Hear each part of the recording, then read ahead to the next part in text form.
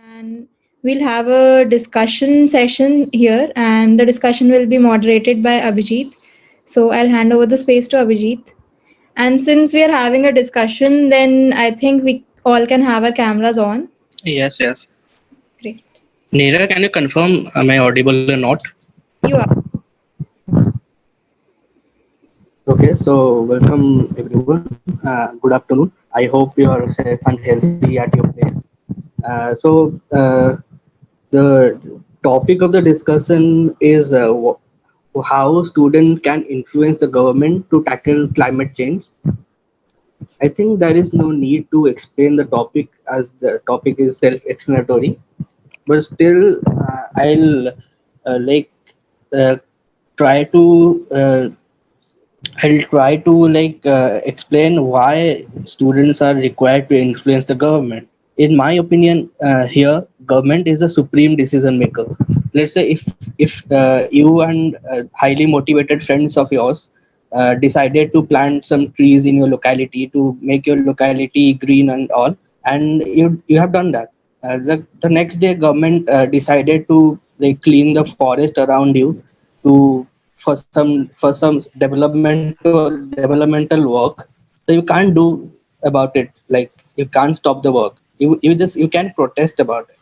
But that's the reason why the student should to tackle down climate change, and the government should realize that climate change is real and it's happening. And if we can't take necessary measures, maybe our future will be dark. So to initiate the discussion, uh, we I have a question in my mind, and I want to ask the audience that if you ask your mother and grandmother that why the summers are more warm nowadays, they will just say that people are cutting trees and people are cutting forest for the sake of development. So that's why we are having longer summer, shorter winter, and less rain. But if you ask them what is climate change, they will say that they will disagree to that climate change is not real. And why? I just want to initiate the discussion with this question: why Indian people are not believing that climate change is real? You can just unmute yourself and speak. I think some people are aware about this. And yeah, but then the thing is, even if a few people are aware about it, then there's another small chunk of it only who are taking action for it. Don't you think the education system has an impact on it? Yeah, it definitely has. And I mean, the education system is trying to change, but it needs to get better. Like one day I had a discussion with my mother, and they and she is like saying that in her school they don't have any subject about climate change and all. They only have that tree is a form of life giver, tree gives us oxygen, tree gives us fruit, and all that. So for them trees are important, but climate change is not. Because and if I say that trees are a part of climate change, they won't agree to that point. So I think education system has a pivotal role in this.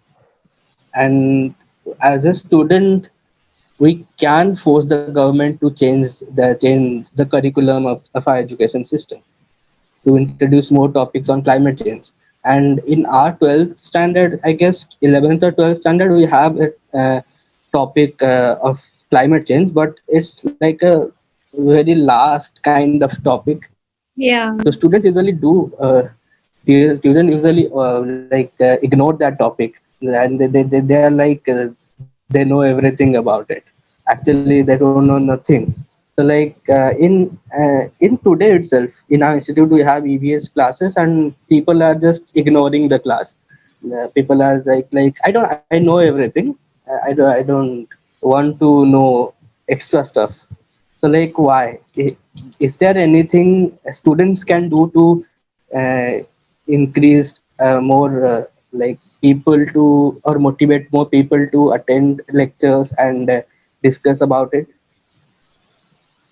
Yeah, actually, I just want to add on to this point. Like, we cannot blame government and education system for everything.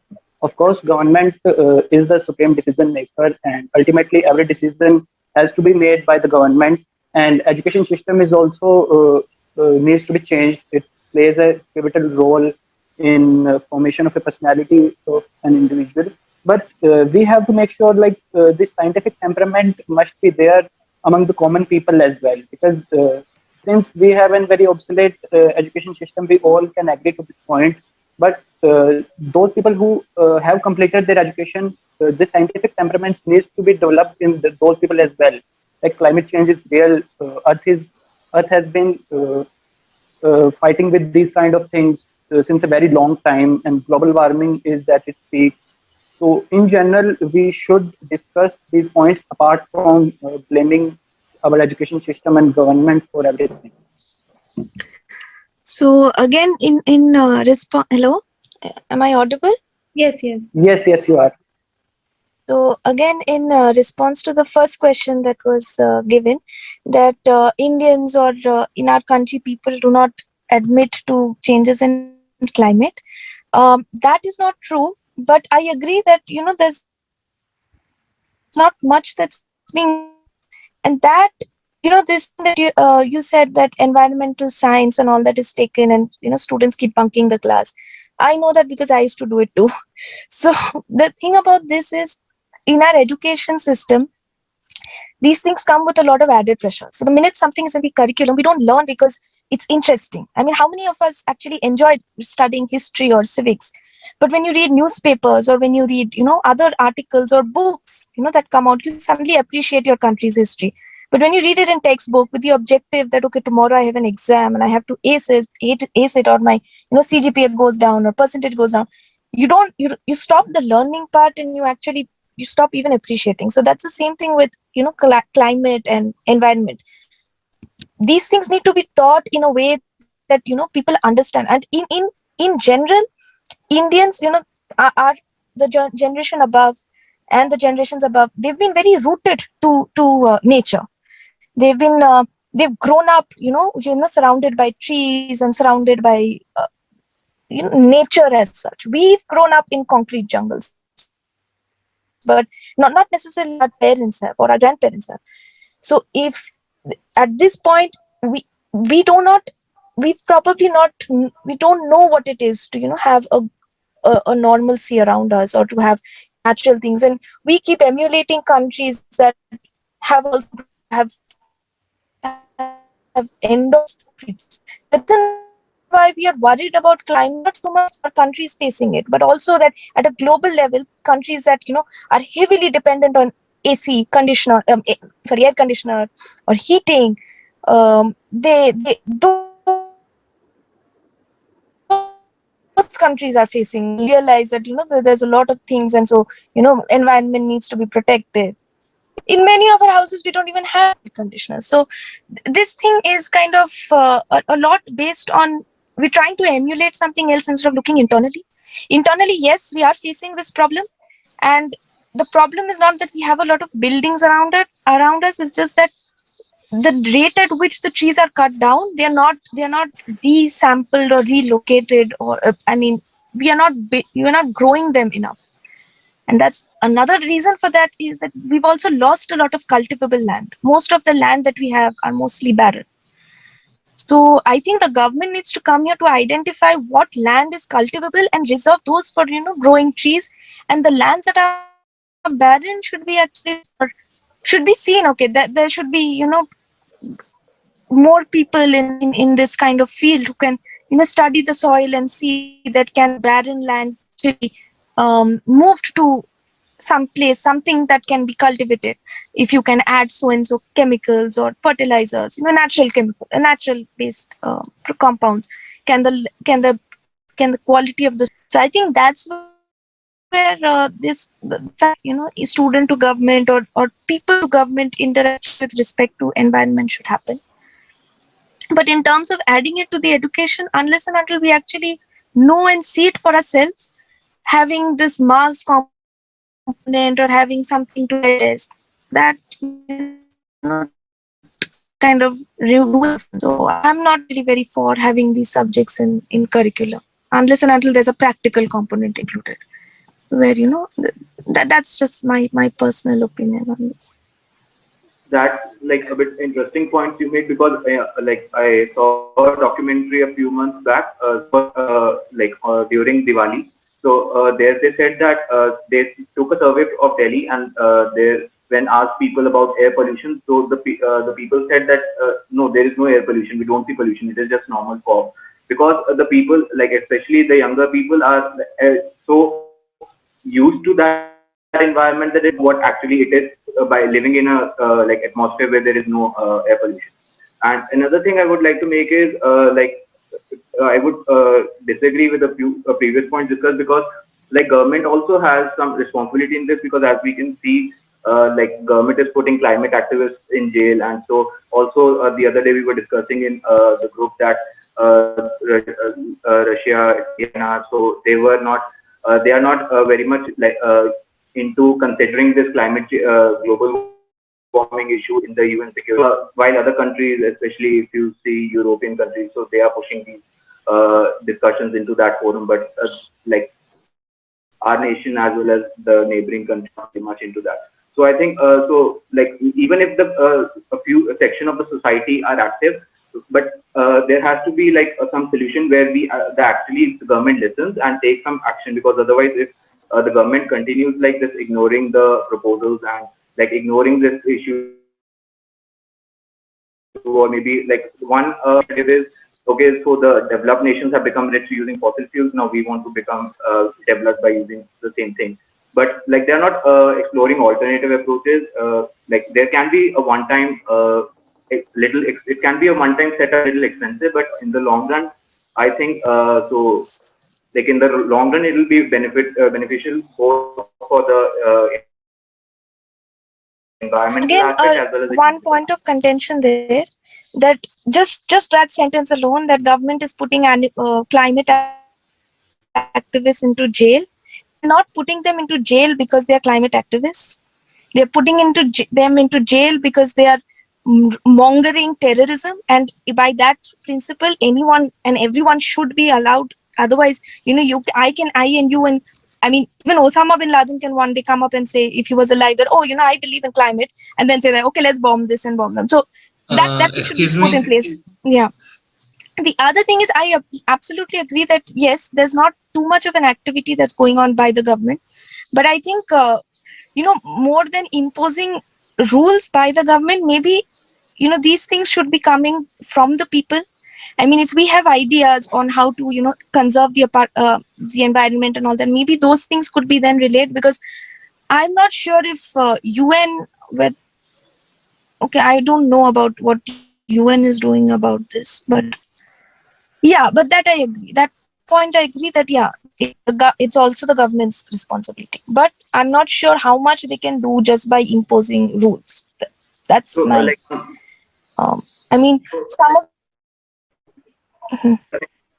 Excuse me. Can I speak? yeah, just I want to just add a little comment. So in Beijing, you like a few years back, it was like the world's most air polluted city. So then the steps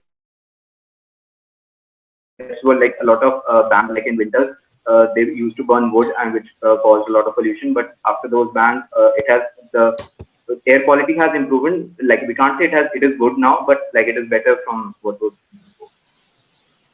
But again, Beijing. See, earlier they had like, I don't know, in late 1990s they had this population control. So population problems, so because they were exploding, and their population control turned out to be one of those ghastly things where they forcibly asked families to abort one child. Even if the child was living and everything, they had to choose between their children. So every family was allowed by the government to have only one. So I won't actually advocate China's government policies, because they don't have the same setup that we do, or I don't think we would also want that kind of a setup. But the thing is, I think in terms of government, in terms of climate, in terms of environment, the initiative or whatever, the starting point should be from the people.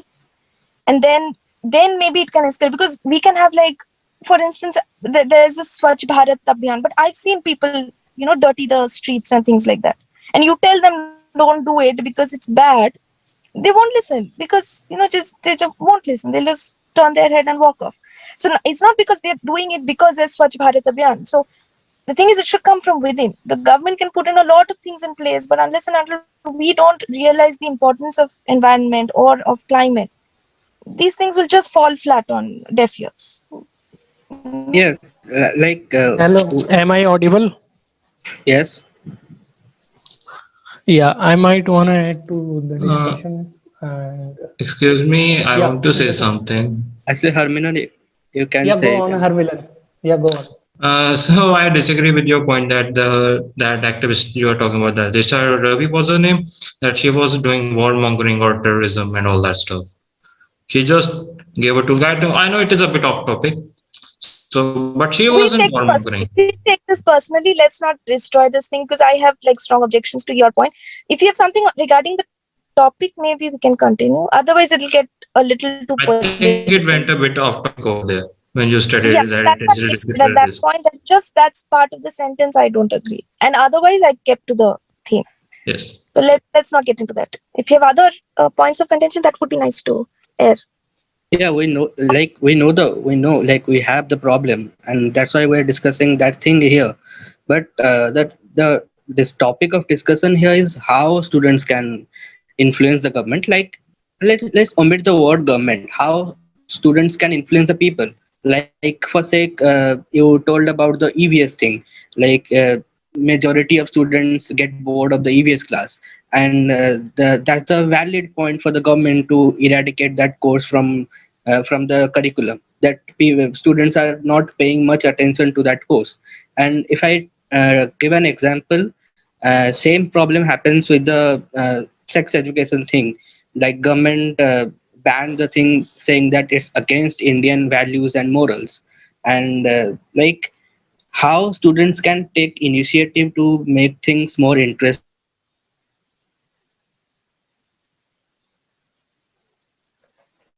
fun for them. Hello. So how students can, like, how my question is, how students can initiate thing so that more people get involved in that, and more students pay much attention to the EVS class.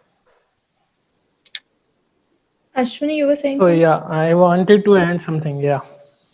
So the thing is, there's a lot a student can do to influence not just only the people but the government as well. Because in the past few months or years, as we could say, the government isn't really focusing on climate change as much as they pound for it in the media, that we are doing everything in our bit and we are working on, say, climate friendly energy, like free energy, as solar or wind and other things. But on the sideline, government is also cutting down our forest, whether it is about Molam forest, whether it is about for the sake of development. And it not just that. Recently, Niti Aayog presented a report about Andaman and Nicobar Island. If you guys might have come across that they want to build a smart city over there, and they want to displace the tribals from there. And as per our understanding and our knowledge, if we have studied, I don't know about you all, but I have studied a lot about environmental science in anthropology, which was my background as well, and through public health perspective as well. So in that those subject areas, tribal people are the most convincing and most like sustainable with the environment, as we could say. You might have heard about Chipko Andolan and others. That was done by the people, indigenous people. And right now, there's one of my juniors from Masters in TIS, Climate Science Program, Archana Sorang. She is in a United Nations program for youth, convincing people for climate change and sustainability science. And not just that, scientists have agreed that ecology must be there in every sphere of our life, and it should be our discussion, not just for government to say, but for people. And as much as Abhijit have mentioned before, and Bandhan might have also pointed out that our like seniors, our grandmothers, grandfather used to mention how the forest or the climate used to be friendly for us before, not right now, as people are cutting down forest. Even if I talk about my family history, my grandfather used to mention to me that there used to be a forest of, say, mango trees and neem and multiple other varieties in my own locality, which is just like 60 kilometers from Delhi right now. So the thing is, government isn't doing much, and government every time they set a curriculum, they always have agenda. You might have come across the cow science program recently. A student revolted for the exam, which is why they take it down. So the point is not just government, but people and student mostly need to be the part of it. And coming to the discussion that people might have an agenda on terrorism. I don't think so. A student can be a terrorist until and unless they are misguided by other people, which is hardly in the education system. I haven't seen come across here yet. International bodies, international people might affect personally, not through groups, but personally can affect the mindset of a person. But education system hasn't done that. So No. that was my point. I So have two far, points so regarding far, follow-up the of how can one is government say that this is like environmental policies of our government? Government is elected by our people, so it is two sides of the same coin. Neither people are interested nor governments want interest in that topic. Yeah, I would say I partially No, agree but with. what it was kind of very valid, because the Chipko Andolan, and then also another one, plant a sapling, gift a sapling, some things like that. These things were all from the people. They were not from the government. So They were also, as maybe he if there is specified, that they were also from the tribal people. Chipko movement was from the mountain areas, and most Yeah, of and no. and when he So said that no. So the Andaman and Nicobar Island, that they want to build a smart city. I also heard a news that they were going to give the access to the Sentinel Island, that is having the most isolated tribal areas of the world. they have like a 60,000 years of history. Yes, Those Sentinel people doesn't want anybody they there. They don't want don't anyone want to any come and disturbance. socialize with the outside world. Yeah, and still is like government is forcing and trying to show that they are up for development. I don't think So so. far, according to me, the government is interested in development. It doesn't matter whether it infects the environment or the people. They just want to show up ratings in the papers and other international organizations. regarding previous point what of I'm saying is, please, what I'm saying is that I didn't say it was off topic. What I'm saying is that, see, we need development, because if we didn't have development, let's say we lived in a tribal area, we won't have this confidence, we won't have this thing. None of us are able to meet each other in person. We are talking to each other connected via phones, which have a base station. All of these are connected. We've not been disconnected yet. Very intermittently we're able to hear, we're able to converse. Although we are in lockdown and everything, we can't travel, we're still able to do everything. We're able to work. I'm whatever. So I don't think development is something that's against our interest. Okay, so if you blame something for doing, oh, why are they developing, they are only interested to show statistics. No, we are benefiting from development. If we were not developed, we wouldn't have used laptops either. So development is needed. It's the way humans evolve. We have to evolve, and that is why we need to develop. This is part of our gene itself. Yes, Yeah, The you're other I right, thing want but to is, add something development to should it. also not be Yeah, I restricted want to to add some something. specific let me sectors. just continue. The other thing aspect Just is, having for the laptops sake of doesn't mean you are development, developed. no, for the Having sake this, of develop, no, I'm talking about the technology. Do you I'm I not think I'm against making sense. technology. I'm just saying having a So synchronized it with how the does environment. technology evolve without development? I don't. Yeah, I yeah. mean, Hello. Yeah, how do you Manal. use a tablet without development? So my thing is that you we have to develop. That's one aspect of it. The other aspect is that we cannot develop at the cost of something else.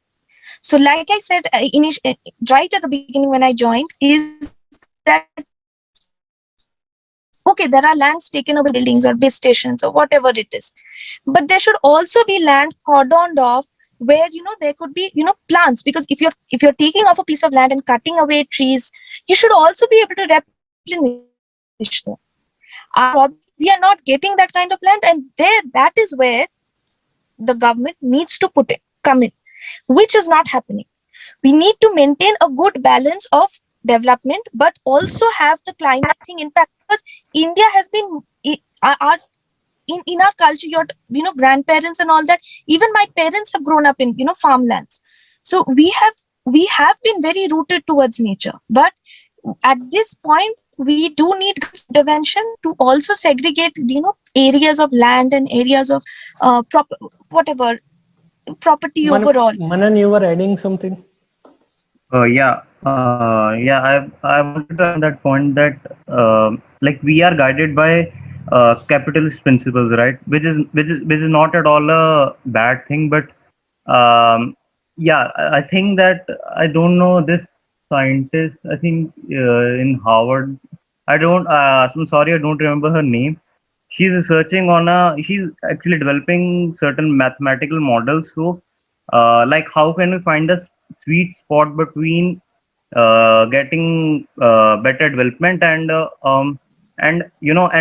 sustainable development, in the sense that we can grow our economy and also be care about the climate at the same time. And there's this book called Green Giants, which I haven't read that book, but which basically explains that how certain billion-dollar businesses are having sustainable development and models. For example, I mean, of course, Tesla, Nike, Chipotle, and so these companies are finding that sweet spot between development and having sustainable future. And I that's why I think I mean government is also guided by these principles only, and so these we should go down that path also with these private firms and stuff. We should also encourage them also, and as mentioned in this book, we can find a sweet spot somehow.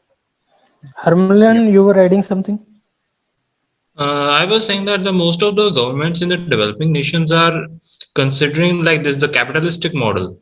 Like they are much more concerned about the development at the cost of the environment, and most of the nations, and India is included in that, including China and like other nations also. Like we have been losing very much of the rainforests in the Amazon because of the name of the development, and So yeah, none of their governments is doing so. Like the so far I got into the world that's I remember the name of the World Wildlife Fund (WWF).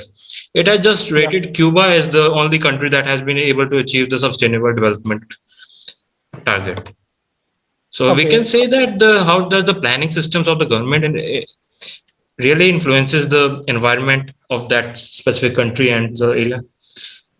So that's So the main problem lies in the planning and the education system. So everything is interconnected. That's what I'm saying. The governments are not do not want us to learn about the environment, and neither people are interested to So learn about how the environment. differently does Cuba's what was their sustainable environmental model? What was that model like?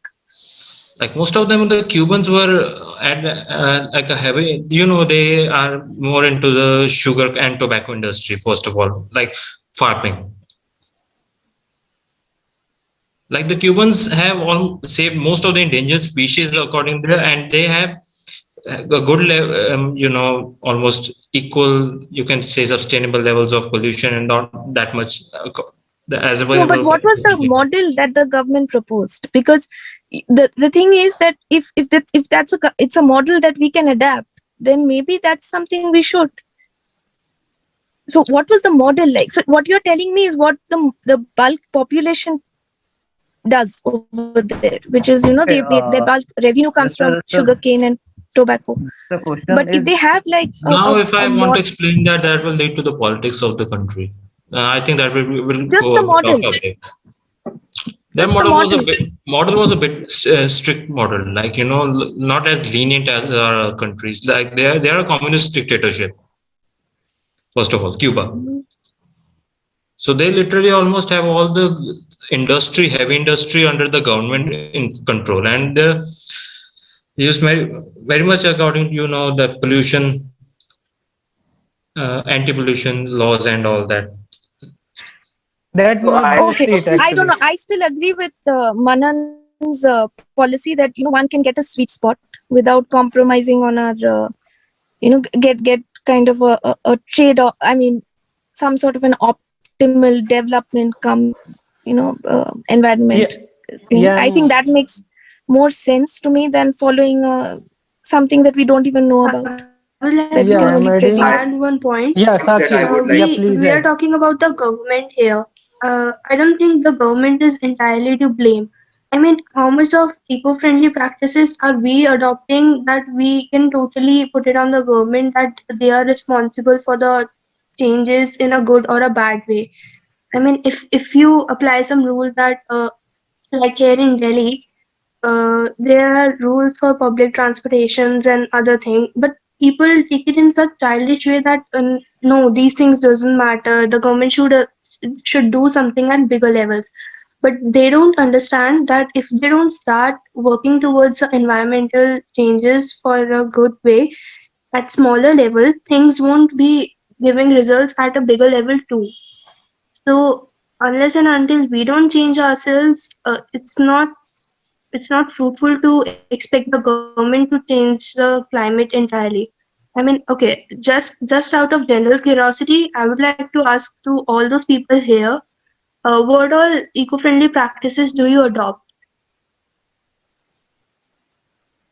Like, okay, how many of you have a habit of littering on road? That's pretty common in India, I would say. Yeah, that's pretty common, but depending on the sensibility of a person, it could differ. And if you were asking about my policy on being cleanliness or being environment friendly, let me tell you, I've been a public transport supporter throughout my life. Throughout, I haven't owned any private vehicle which runs on fossil fuel or any other kind of energy. I'm a cyclist and I am cycling from past 15 to 20 years. That's So that, great because when you ask people to adopt public transport, they feel like, oh, we have a car, we don't need public transport, we'll use our own car. I mean, they don't understand the basic concept behind using public transports, and that is totally ridiculous. and Another that just not it actually. Adding on to these kind of policy, we need to be sensible about other things as well, making other people responsible, like in our neighborhood, in our family, because change starts from within, and within counts as a family unit. It starts from the family, and that's just not Exactly. it. Like, and the thing is, like you mentioned, we can't be making responsible the government all that time. I might differ on that point, because government is chosen by people, and what it is chosen for policy making, which is in the work of people. It is work of the government. Okay, so the policy making should be like that, where people should be at least consulted. Those in academia, those in like we are students right now, those who can speak with some sense of responsibility. And there could be politicians, there could be industries as well working together. And if I talk about capitalism here, like Manan mentioned before, you might have heard of it that Bill Gates own the largest farm holder in the US. So what kind of sensibility of environment does that person have? He owns the major, or the say the expensive cars he could possibly have. He runs on his private planes, he runs on his private boats and many other things. He runs a lot of industries which have contributed to environmental pollution as well. So we need some sort of mechanism where everybody could speak and make held responsible for people who are committing crime for in the name of environment. And just to, in the name of development, pointing out to Suranjana, the development definition over here is also flawed. We need to rethink our development definition. What could be a development thing in the sense of taking into consideration how indigenous people used to focus on ecology and sustainability. Yeah, on That's my these point. particular lines also, I have That I two points. So one point was that so we are here deciding about, like, since Suranjana mentioned before about, like, the development of we have internet and all. So these are our desires because we are living in this particular society. But if we talk about tribal peoples, they don't have such desires because they don't know what internet is. They do, like, they just don't want internet because, like, they just want to live in their own environment. So that should be the first step from the government side, that they just ask people what do you want, and not just they just don't make them do what they feel that okay. So just the general public. So for particular strategies will work at particular places, but for different places, like they have to take different steps. And also regarding the tribal involvement in this particular aspect is that so if you must have heard about like in Amazon rainforest, so there is a project going on by a private NGO. So there, like they have partnered with the local, the indigenous people, and they like for every year they scatter about 20 tons of seeds. Like it is a combination of around 200 varieties of the local tree species, and scatter it over there, and it has started showing some results. And the same thing goes with Africa also. They are like partnering and there the government itself is partnering with the tribal people, and they are like having a great green wall. It is like from the eastern Africa to the west, so that the Sahara Desert is expanding slowly year by year, and so they are just building it towards the south end so that it doesn't expand towards more of the south. So this thing can be achieved by, so this is very much possible by our Indian government also, that they just talk to the people, and so like they can have a town hall sessions maybe, or an online forum can also be there where just people can suggest some ideas directly to them. I don't think, like in my view, I don't think there is existing any such infrastructure where people can directly like usually we have in various discussion forums that people can vote over particular thing, and the maybe the uh, administrator or maybe something, they will consider okay, this thing has got multiple votes. So so that will be like a more organized way than Twitter trends. So that thing, I think, so this particular platform that government should maybe establish. So Yeah. input can keep coming up. Anybody in else want to add something apart yeah from the people do already spoke? because so Like, in direct so, response to what you said, sorry to interfere. hello. So in I direct, think we are running out of time, and we only Yeah, we have only like have 3 minutes. 3 minutes left. yeah. So So I would. I'll just want to respond to Bandhan on his point regarding that internet and all that is not needed because it's our requirement, and that's what I mean by development. Is that if you're going to only if you're going to look at if you now know that internet and all that we don't need, if in your whole locality, if you can all say that let's not use internet anymore, you can bring down that base station, you can make an application and say we don't want any of these things, instead you plant a tree there. But how many of us will actually do it? A government will say that okay, we have this policy that there'll be no more internet in our country, we'll all go back to how we used to work, a 100 years ago, or whatever, even not even 100 years, 1980s, whatever, when there was just computers coming up. So we'll all go back to that. How many of us would be okay with it? Not here on public forum, in our hearts, how many of us would be okay with it? The whole I'll problem be is willing to there. do that. If you want to live the way African tribals live, no one is stopping you. But when you say that government needs to make a policy, remember that policy applies to even those people who are not interested to live like that. And then the thing is that where is the majority? Because ours is a democracy. We can say a lot of things, but ultimately, the government will not say that, okay, this, they will look at, as you said, the whole census, and they'll see where is the maximum weightage. But if you are interested personally, and if you can get a lot of people interested to live like the tribals do, then in your area, you can improve the environment and the climate. But the question again here is, like how Sakshi, I think she said, how many of us actually follow even 2 or 3 of those happy or healthy environmental conditions? I mean, something as simple as how many of us segregate dry and wet waste? We all live in hostels. We all live in. How many of us actually segregate that? Our waste is Yeah. waste. We just go and dump it in the dustbin. Then baad mein And dekha jayega. anybody else want to add, all apart from those who already spoke? Yeah, I have. Yeah, I just wanted to give a conclusion remark from my side. Like I have been listening the discussion since starting. So to be very frank, I felt like we all have our political biases. So at certain point, we start supporting the government, and even if the policy is of our use, like some farm protests are going on, but we all know like government was trying to make a frame a law against the stubble burning, but since the people were protesting against those laws, so that the climate change thing got undermined in the shade of protest. At the same time, we are criticizing the government for not doing anything to protect the climate. So we must be remain rational as much as we can, and we must support government's decisions if it favors us. So I think that we should think rationally, and government is to blame because it has been elected by us. But yes, we should also support the positive decisions as well. And so for the stubble burning, you said it wasn't like Hello. that much good. Can I speak?